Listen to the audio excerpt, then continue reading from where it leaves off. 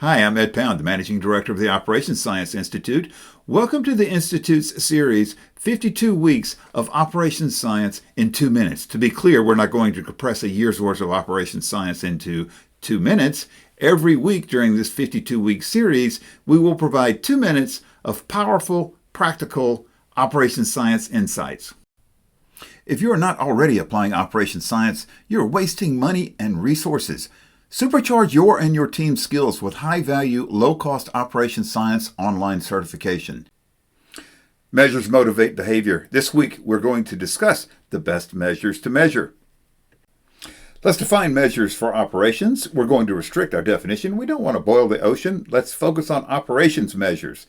They are quantities used to report performance characteristics of a process. The best measures to use depend on what you're trying to accomplish.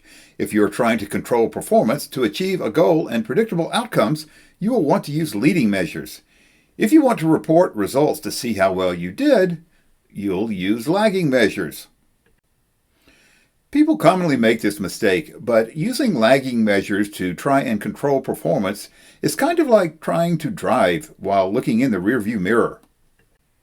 Let's give an example of a vital leading measure in operations. Work in process is visible cycle time. How do we know that? Little's Law shows us cycle time depends on WIP and throughput, and we've seen that before in our performance curve videos. This is the cycle time versus WIP curve. As I get more WIP into the process, my cycle time increases. I don't have to guess what is going to happen to cycle time. If I increase WIP today, cycle time is going to increase tomorrow. What is less well understood in my experience is that WIP is also a leading indicator of throughput. Now let's look at our full flow performance curves. The fact that WIP is the x-axis variable means it is the independent variable. Both throughput and cycle time are dependent variables, which means that WIP is a leading indicator of both. The lean movement has done a very good job of educating people on the relationship between WIP and cycle time. However, very often, in my experience, people do not understand the relationship between WIP and throughput. If you reduce WIP, you reduce cycle time. Yes, you do. However, you will also catastrophically reduce throughput if WIP levels are too low because the bottleneck is frequently being starved. Our other best measure to measure today are measures that are aligned. Business strategy determines operation strategy.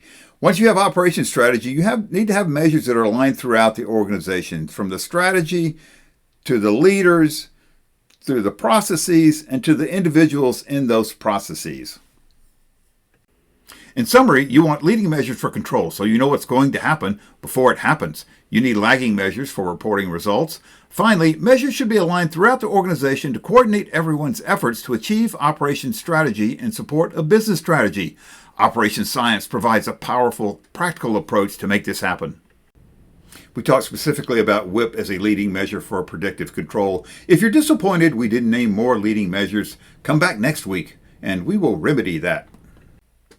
Please join us at the Operations Science Institute. Like, share, subscribe, and comment on this video. Create an account at opscience.org for more great resources. Both the account and the resources are free. Contact us at info@opscience.org for personalized training. The Institute will train and certify your own trainers for long-term sustainability in your organization. Get your own operations science online certification. Share your knowledge and inspire, energize, and sustain success for you and those around you.